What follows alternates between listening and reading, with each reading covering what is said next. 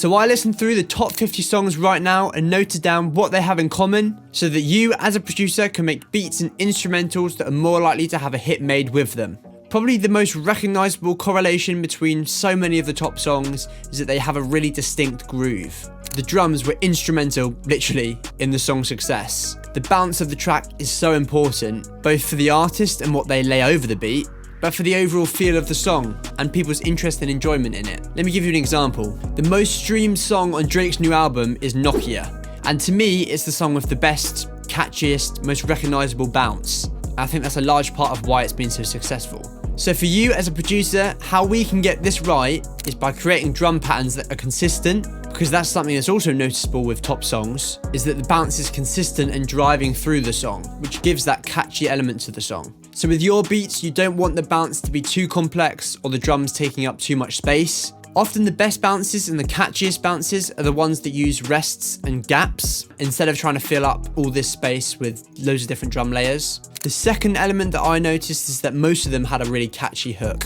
This is the result of two things: easy melody and repetition. Those two things together created a really catchy hook and attractive sound. So just as we said repetition is important with drums, it's also crucial in creating different sections of the beat and for creating a catchy hook in terms of how you arrange it. The best way I can think of arranging your beat in a way which allows for a catchy, repeatable hook is to listen to a top current song in the genre that you're making and study how they arrange the song, how many times the chorus repeats, how many verses there are, etc. An example to give you an idea of the kind of attractive sound that I'm talking about is Blue by Young Kai or That's So True by Gracie Abrams. These songs are so easy on the ear. They're catchy and sort of satisfying to listen to. Obviously this comes down mostly to the work that the artist puts in over the top of the instrumental when they create their vocal melody, but it's about creating a beat which allows, facilitates, and encourages the artist to do this. It should almost be easy for the artist to come up with a catchy vocal melody if the beat is good.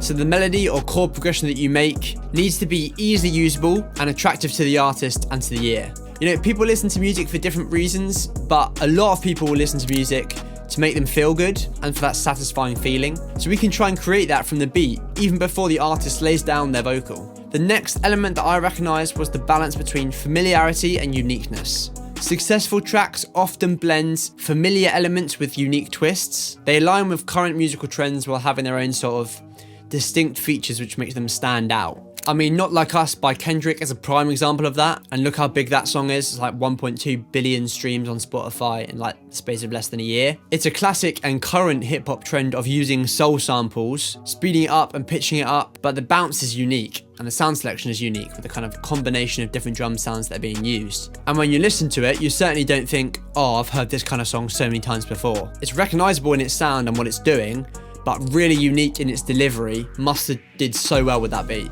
So try to find the balance between doing things that are recognisably trendy in that genre, but as an element of uniqueness, which means that it isn't just another generic beat.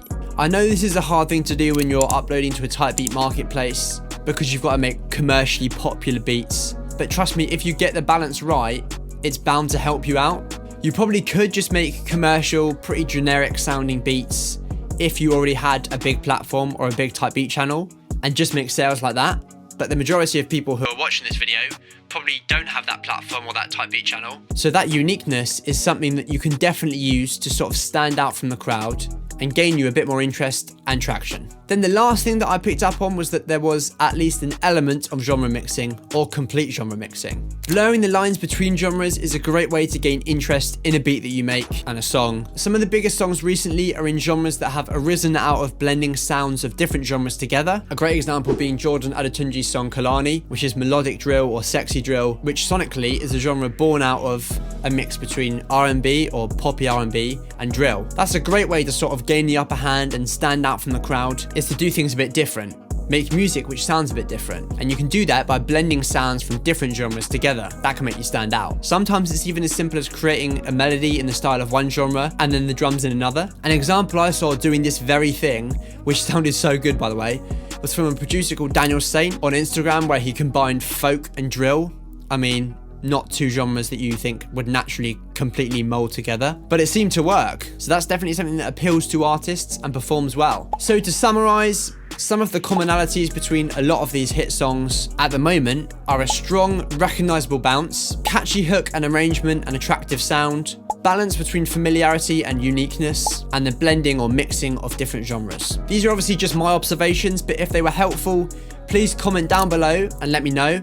And also tell me what kind of observations you've made between commonalities between these hit songs. Also, please like and subscribe. It'll be great if we can grow this channel and reach more people. Thank you so much for watching. I'll see you in the next video.